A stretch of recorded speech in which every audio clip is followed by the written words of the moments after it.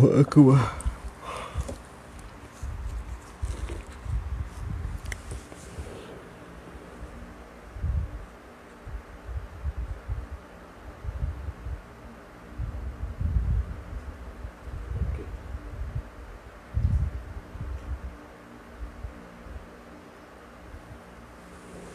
Alhamdulillahi Rabbil Alamin wal aqibatu lil muttaqin wala udwana illa 'alal zalimin. Asyhadu an la ilaha illallah wahdahu la syarikalah wa asyhadu anna Muhammadan 'abduhu wa rasuluh. Allahumma shalli wa sallim wa barik ala Muhammad wa ala alihi wa ashabihi ajma'in. Allahumma rabbi shrah li sadri wa yassir li amri wahlul 'uqdatam min lisani yafqahu qawli wala hawla wala quwwata illa billahil 'aliyyil 'azim. Allahumma la sahla illa ma ja'altahu sahla wa anta taj'alul huzna in syi'ta sahla. Rabbi yassir wa la tu'assir wa atmim bil khair, amma ba'd. Alhamdulillah, bersyukur kepada Allah Subhanahu wa taala kerana dengan limpah dan kurnia-Nya pada pagi yang berbahagia ini telah dikurniakan kekuatan dan juga dipanjangkan umur kita sekali lagi untuk sama-sama kita menyambung majlis tazkirah dan juga kuliah duha. Cuma sebelum kita masuk kepada pelajaran kita ataupun pengajian kita, di sini saya ingin menegaskan dan menjelaskan tentang mungkin silap faham daripada sebahagian daripada sahabat-sahabat kita bila ada rakan kita post dalam Facebook tentang saya mempelawa mana-mana pihak untuk datang bermuzakarah. Sekiranya berlaku perbezaan pendapat terhadap apa yang saya pegang tentang akidah salaf ini. Jadi pelawaan tersebut diterjemahkan sebagai mengajak debat, mencabar debat. Sebenarnya tidak bermaksud begitu. Kita nak bersiraturahim, bermahabbah di antara asatizah dan juga kelompok-kelompok, jemaah-jemaah, kumpulan-kumpulan yang berlaku perbezaan pendapat. Kerana kita sebagaimana yang sering kita sebut, perbezaan ini adalah berkisar di dalam masalah furuk kepada agama, bukan usul kepada agama. Jadi saya ulangi sekali lagi, bukan kita nak mencabar dan nak berdebat dengan sesiapa sekadar untuk bersatu-rahim. Jadi sekiranya sesuai di dalam kesempatan dan perjumpaan tersebut, bolehlah dibincangkan isu-isu yang hangat yang menjadi perbezaan antara kita. Yang kedua, ada sahabat-sahabat kita, rakan-rakan kita, ikhwah-ikhwah daripada ARG, Aswaja Research Group, menawarkan diri untuk berdebat. Sebenarnya tidak ada masalah. Saya pun maknanya terbuka dengan rela hati untuk secara rendah diri untuk mengajak mereka berbincang. Tidak ada masalah. Cuma sebelum saya nak menerima tawaran tersebut, sebenarnya sebelum ini memang ada perancangan untuk saya mengadakan perjumpaan muzakarah dengan ARG. Tetapi setelah kami ahli jawatan kuasa dan beberapa orang sahabat menilai hujah-hujah mereka, maka tidak sesuai. Dan sebab tu kita tukar kepada tuan guru yang kita buat muzakarah pada hari itu. Sebab apa tidak sesuai? Saya nak sebut di sini kerana banyak isu-isu, bab-bab, masalah-masalah yang kita bincangkan, mereka cuba paling daripada kalam yang ditulis oleh ulama-ulama di dalam kitab. Mereka cuba kalih isu. Itu sebab tu kita tak nak. Sebab mereka tidak amanah dengan ilmu dan mereka tidak jujur dan juga ikhlas di dalam nak membahaskan isu yang menjadi perbezaan pendapat. Saya bagi contoh. Sebab apa saya tolak menerima tawaran berdebat dengan ARG. Tapi kalau berhajat silakan selepas daripada bulan Ramadan, selepas raya ini insya-Allah boleh datang kita bermuzakarah kalau berhajat. Kerana bila saya baca di dalam kitab Tafsir Al-Maraghi, di dalam mentafsirkan firman Allah Subhanahu wa taala Tuan-tuan boleh tengok bagaimana tidak jujurnya mereka, bagaimana mereka tidak amanah di dalam menghuraikan kalam-kalam ulama. Apabila saya baca di dalam kitab Tafsir Maraghi, saya dah bentangkan beberapa kali di sini tentang firman Allah Subhanahu wa taala yang berbunyi aamintum man fis sama'. Dalam surah Mulk, suratul Mulki, ada dua ayat. Aamintum man fis sama' ay yakhsifa bikumul arda fa idza hiya tamur. Satu lagi ayat am amintum man fis sama' ay yursila alaikum hasiba fasata'lamuna kaifa nadhir.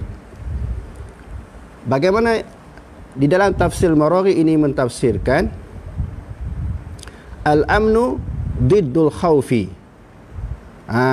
Dia kata aman di situ, adakah kamu merasa aman? Adakah kamu merasa aman yang berada di langit? Siapakah yang berada di langit? Dikata di sini aman lawan bagi takut. Man fis sama huwa rabbukumul a'la. Nanti kita postkan dalam Facebook tentang ibarat yang dikemukakan oleh Imam Maraghi. Dia kata man fis sama huwa rabbukumul a'la. Man di situ adalah Tuhan kamu yang maha tinggi. Jadi di situ merujuk kepada Allah Subhanahu wa taala berada di langit. Tiba-tiba ini jilid yang ke 28, 29 dan 30 di dalam mentafsirkan ayat di dalam suratul Mulk yang saya sebutkan tadi. Ayat yang ke berapa? Ayat yang ke-16 dan juga 17. Mereka kata saya salah faham. Lalu ada di kalangan ustaz daripada kalangan ARG ini, dia bawa mari jilid lain untuk memesongkan kalam ataupun ibarat yang saya bacakan tadi. Mereka pesongkan, mereka bawa mari jilid lain ketika membahaskan ayat Al-Quran, wa idh ja'alnal baita mathabatan lin-nasi wa amna. Dia ambil ayat lain pula, dicampur sekali. Sedangkan ayat itu cerita lain, ayat ini cerita lain. Dalam surah Al-Baqarah ayat 125 dan juga sehingga 126. Ayat yang saya bacakan tadi, ayat apa? Di dalam membahaskan wa idh ja'alnal baita mathabatan lin-nasi wa amna.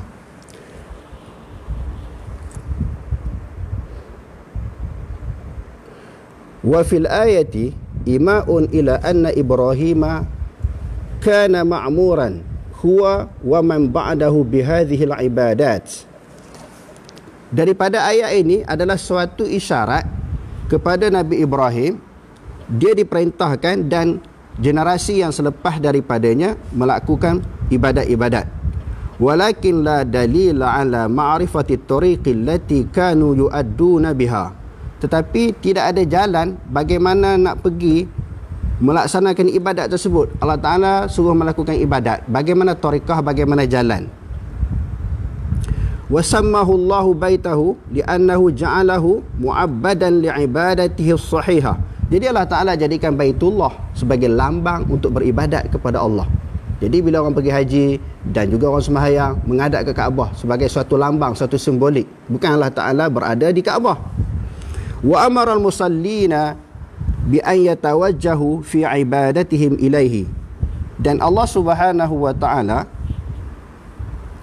memerintahkan orang yang menunaikan sembahyang supaya menghadapkan diri mereka, wajah mereka pada ibadat kepadanya, kepada Kaabah. Wal hikmatu fi dzalika, hikmah yang demikian itu, annal khalqa fi hajatin ila tawajjuhi ila khaliqihim li syukrihi wa thana'i alaihi wa tawassuli ilaihi. Dia kata hikmah yang demikian itu, hikmah Allah Subhanahu wa taala memerintahkan Nabi Ibrahim dan juga Nabi Ismail alaihi wassalam membina Kaabah itu supaya apa dia kata di sini? Kerana dengan adanya Kaabah, manusia dapat bertawajuh kepada Tuhan mereka, bersyukur kepadanya dan juga memuji Allah Subhanahu wa taala dan sebagai satu wasilah untuk memohon rahmatnya dan juga pertolongannya. Wahum ya'jizuna 'ala tawajjuh ila mawjudin ghaibiyyin. Mereka lemah untuk menghadap kepada yang ada, yakni Allah Ta'ala yang ghaibi, yang bangsa kepada ghaib. Allah Ta'ala tu ada tetapi ghaib, maknanya tak dapat dikesan oleh panca indera. Okey. La yataqayyadu bimakanin wa la yanhasiru fi jihatin. Dan Allah Ta'ala itu tidak dikaitkan dengan tempat. Dan tidak meliputi akan jihah. Di sini ayat ni dia kata.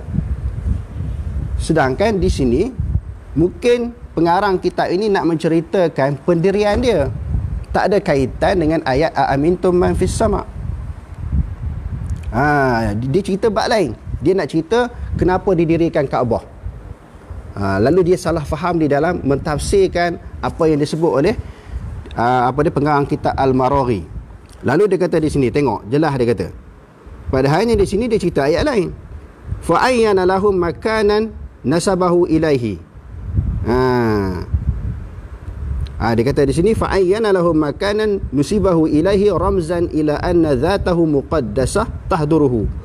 Lalu Allah Subhanahu wa taala menentukan bagi mereka, yakni manusia, tempat yang disebahkan baginya ramzan sebagai tanda ila dhatihi al-muqaddasati tahduruhu, sebagai suatu tanda zatnya, seolah-olah macam zatnya hadir di Kaabah. Tetapi Allah Ta'ala tak hadir di Kaabah sebagai suatu simbolik. Baitullah, rumah Allah.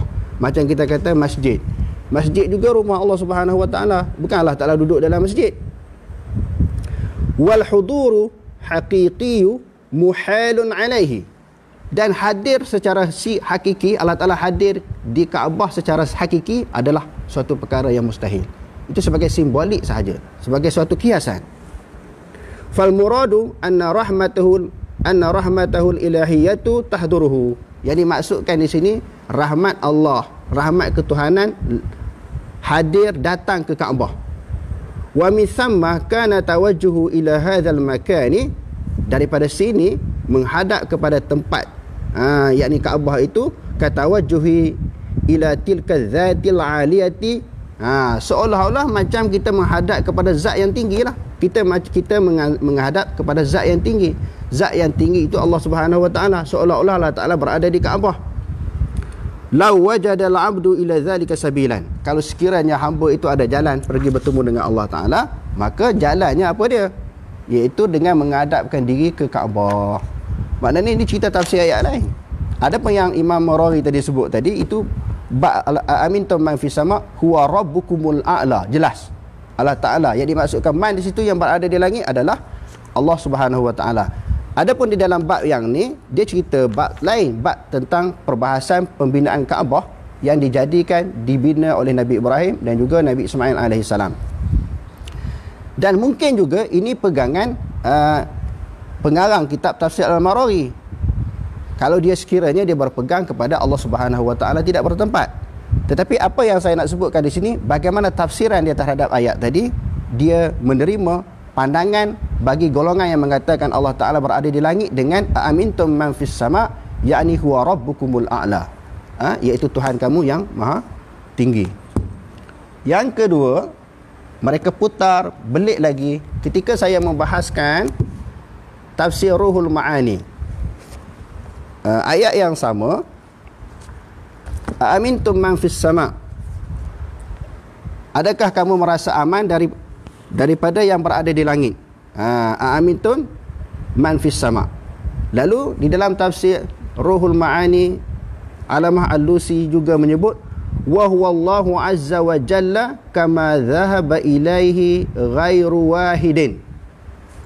Yang dimaksudkan man fis sama' di situ Allah Subhanahu wa taala yang berpendapat demikian bukan seorang daripada kalangan ulama. Yang ni pun mereka belit, putar juga, pesongkan kalam ulama. Tengok bahaya tak bahaya. Macam mana ARG nak berdebat, dia sendiri tidak amanah dia dengan ilmu. Baca dulu kitab dengan faham dengan elok, baru boleh kita muzakarah. Okey. Lalu saya baca kesimpulan yang dibuat oleh pengarang Ruhul Ma'ani ini. Dia kata apa? Wa a'immatus salafi lam yadhhabu ila ghairihi ta'ala. Ulama-ulama salaf tidak berpendapat selain daripada kata Allah. Man di situ Allah. Itu ulama salaf pegang macam tu. Wal ayatu 'indahum minal mutasyabih, dan ayat itu bagi mereka adalah sebahagian daripada ayat mutasyabih. Wa qad qala Allah wa qad qala sallallahu alaihi wasallam.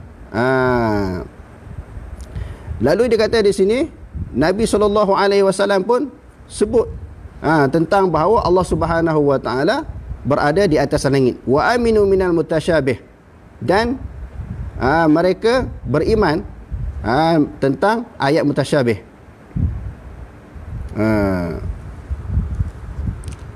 Okey, di sini dia kata aminu, maknanya datang dengan bentuk fi'il amar, hendaklah beriman dengan ayat mutasyabih.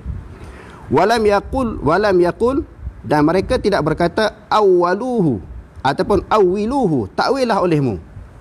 Mereka tidak berkata awwiluhu, takwilah olehmu, tak. Maka tidak takwil. Fahum mu'minuna, dan mereka beriman bi annahu azza wa jalla fis sama'i ala al-ma'na alladhi arada bihi subhanahu ma'a kamali tanzihihi, ma'a kamali tanzihi. Dan mereka beriman, yakni Allah Subhanahu wa taala berada di langit sebagaimana yang dikehendaki oleh Allah. Terang. Dia orang tak baca sampai habis.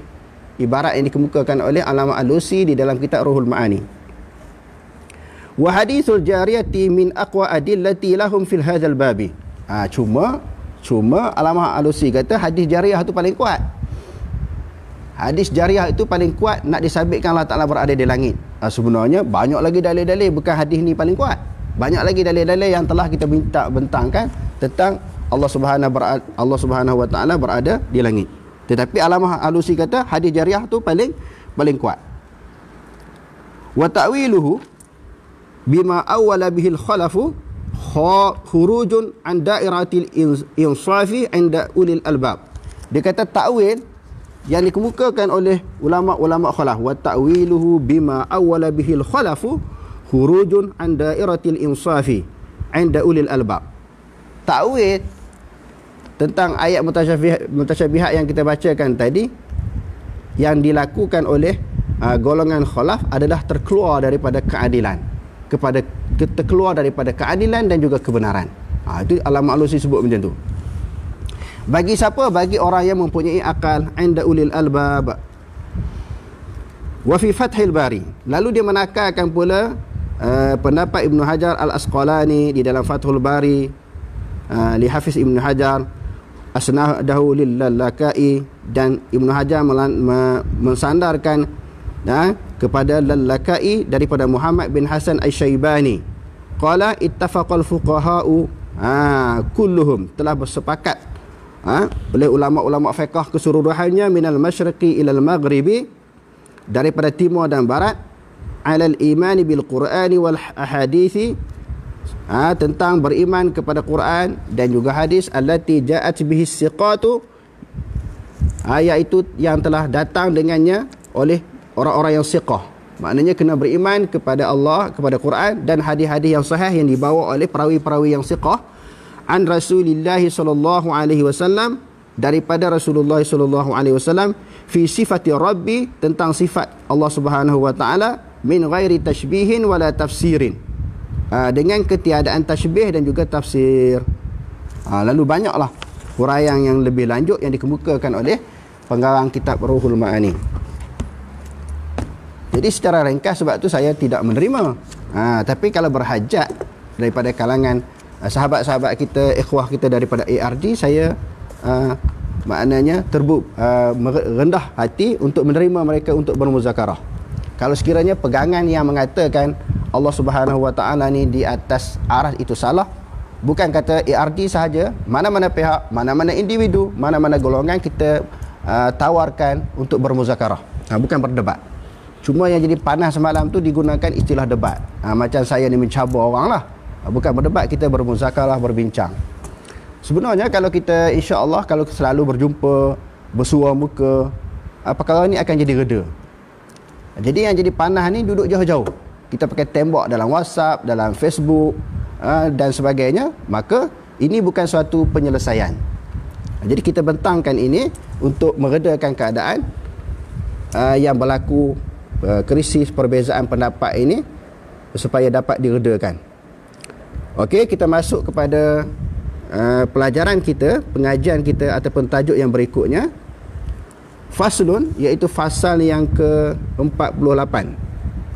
Alladhi yalzamu lil mayyiti arba'u khisalin, iaitu yang melazimi bagi mayat itu ada 4 perkara. Yang melazimi maknanya yang wajib dilakukan oleh orang yang hidup terhadap orang yang meninggal dunia, maknanya orang yang mati. Yang pertama, ghusluhu wa takfinuhu wassalatu alaihi wa dafnuhu. Yang pertamanya memandikan akalnya. Jadi bila sebut dengan perkataan mandi, maka dia mesti meratakan dan membasahi dengan air dan meratakan air. Dia tidak sama dengan sapu. Macam kita belajar di dalam masalah ataupun bab wuduk ini, maka di dalam bab wuduk tentang anggota yang wajib dikenakan air, iaitu kepala, kita sapu. Kepala sapu, dia kata bukan basuh. Adapun muka, tangan, kaki dia suruh basuh. Jadi di dalam masalah fiqh ada perbezaan antara basuh dengan sapu. Kalau kepala sapu je, walaupun tak basah kulit kepala, maka sahlah sapuan tersebut. Tetapi kalau kata basuh, mesti meratakan air. Kita kata kalau sekiranya dia mandi, mesti meratakan air. Mandi ataupun basuh, dia mesti meratakan air. Di sini dia kata yang wajibnya adalah mandi, mesti meratakan air ke seluruh badan mayat. Wa takfinuhu, dan yang seterusnya mengkafankan. Wassalatu alaihi, setelah kafan lalu disemayang ke atas mayat, semayang atasnya.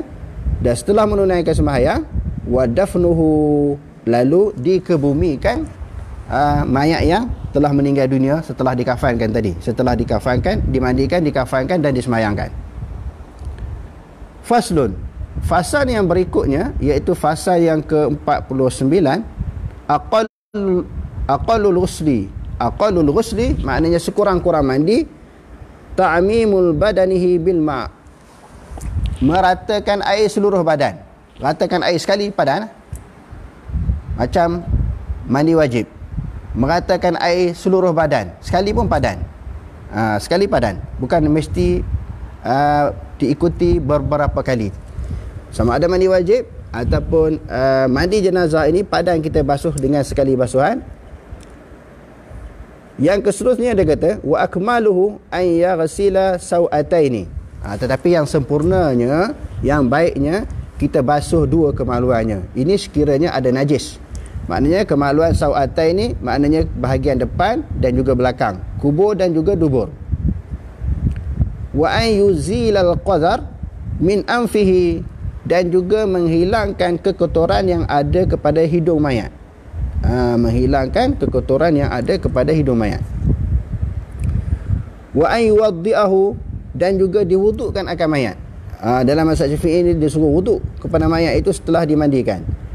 Wa an yadluka badanahu bisidri, dan hendaklah digosok akan badan mayat itu dengan bidara.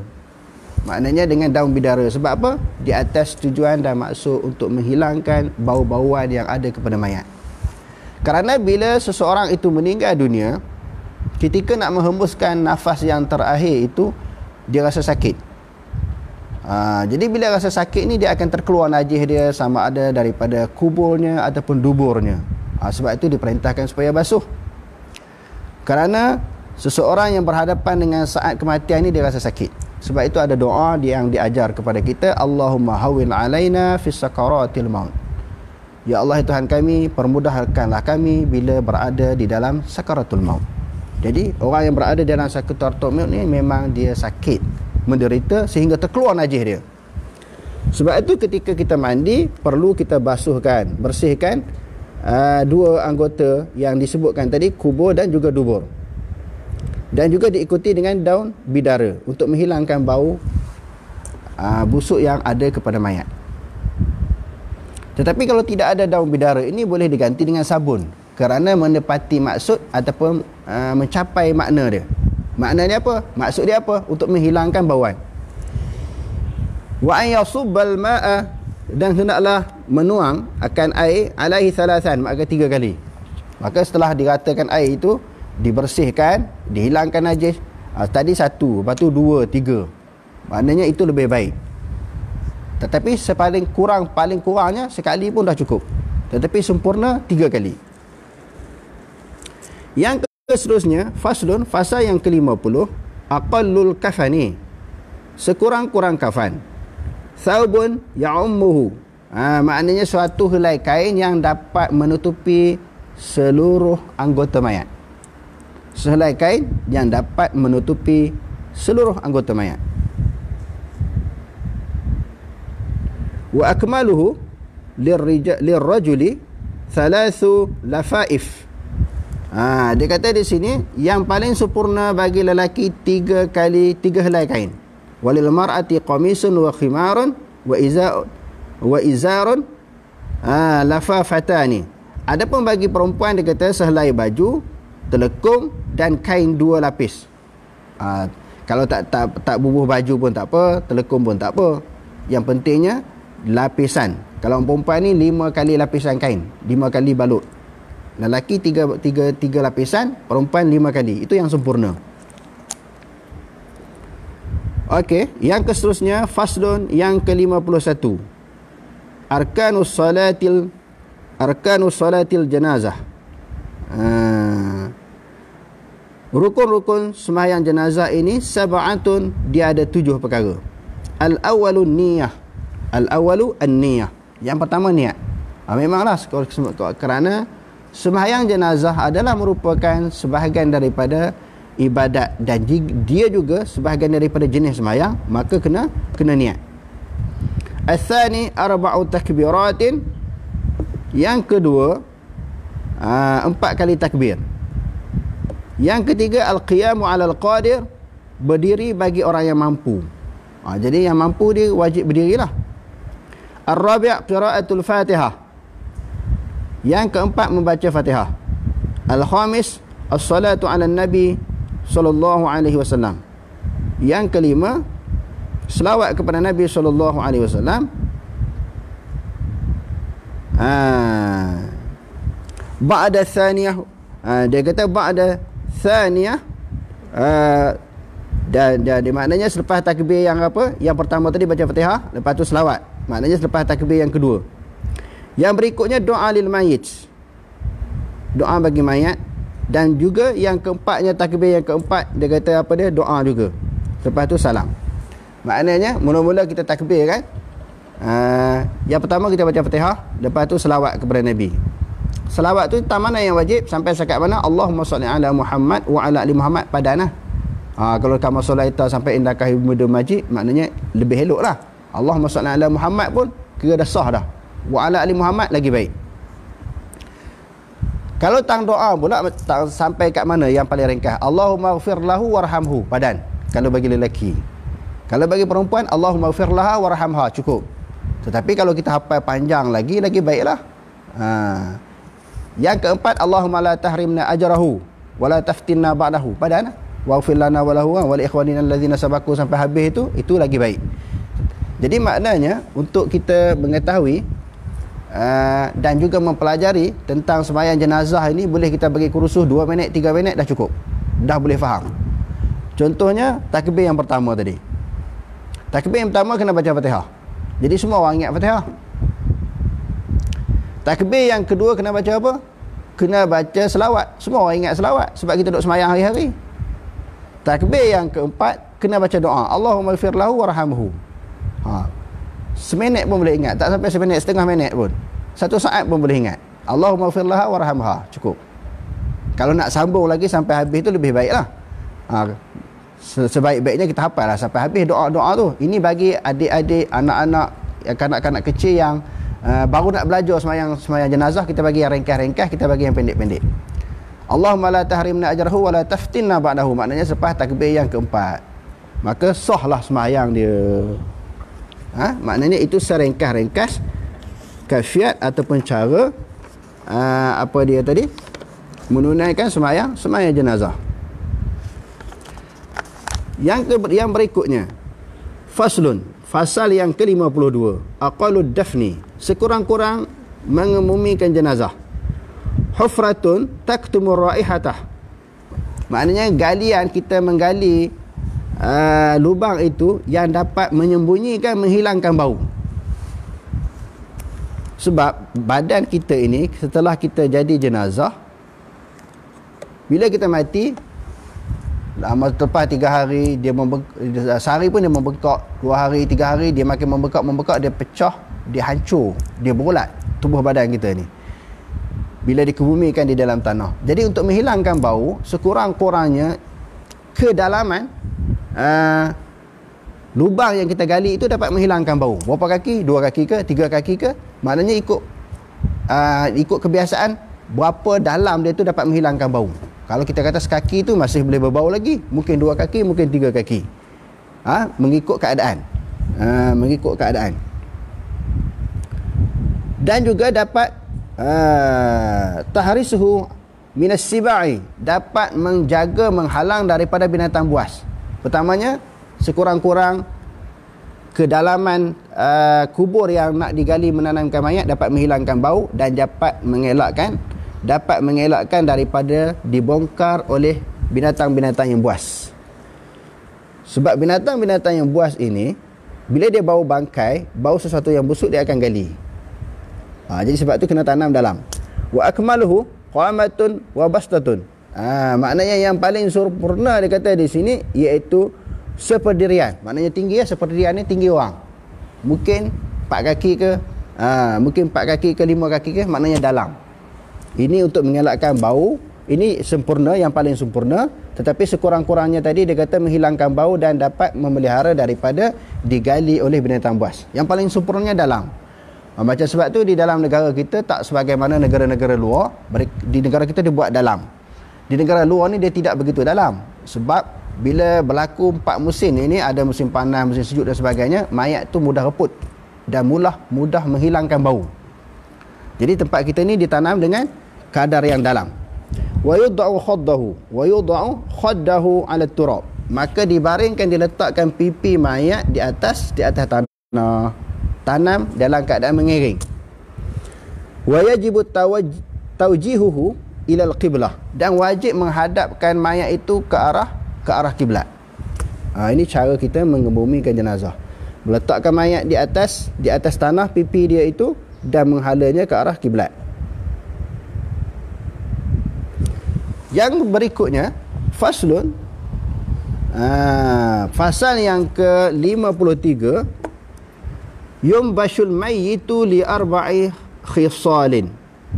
Digali ataupun dibongkar mayat itu di atas 4 perkara.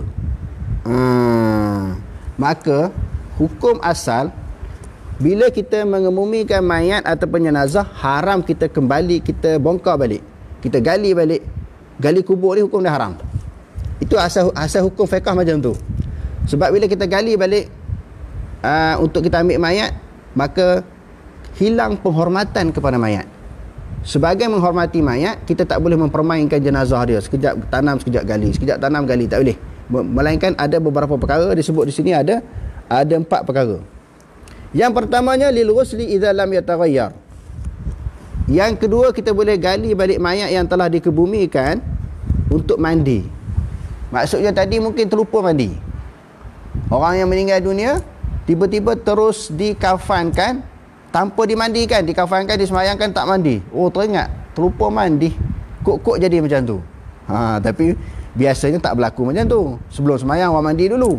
Tapi andai kata berlaku macam tu, terlupa, maka boleh gali balik di atas tujuan untuk mandi. Yang kedua, litaujihi ilal qiblah. Litaujihi ilal qiblah. Bila tanam mayat itu, duk perasan mayat itu tak menghadap ke kiblat, maka boleh gali balik. Mungkin orang tak dapat kesan ke manakah arah kiblat. Tiba-tiba setelah dikebumikan mayat baru teringat, arah kiblat lain. Tadi tanam mayat ni tadi ke arah lain, maka boleh gali balik. Yang ketiga, lil ma'i idza dufina ma'ahu. Kerana harta yang dikebumikan, yang ditanamkan berserta dengan mayat. Mungkin mayat itu ada, kalau perempuan dia ada pakai rantai ke, pakai gelang ke, cincin ke. Teringat masa mandi jenazah mayat tadi terlupa nak tanggalkan, nak buka dia punya rantai dia, cincin dia ataupun gelang dia. Sebab mayat tu dia mati-matilah. Maka di sudut dunia ni dia tak ada apa dah. Tetapi harta itu maknanya suatu benda yang boleh dimunafaatkan. harta boleh diambil faedah, maka boleh gali mayat balik. Nak ambil sesuatu yang dikebumikan bersama dengan mayat, maka hukum dia harus. Walil mar'ati idza dufina janinuha wa janinuha ma'aha wa amkanat hayatuhu. Dan juga mana-mana perempuan yang dikebumikan berserta dengan janin dia, anak dalam perut. Orang perempuan mengandung, dia meninggal dunia, mengikut ihtimalnya, ramalan doktornya anak tu masih hidup, maka orang perempuan yang meninggal dunia itu yang telah dikebumikan boleh gali balik kubur dia untuk menyelamatkan anak di dalam kandungannya. Wallahu alam. Aqulu qali hadza wastaghfirullahal azim li wa lakum. Wassalamu alaikum warahmatullahi taala wabarakatuh.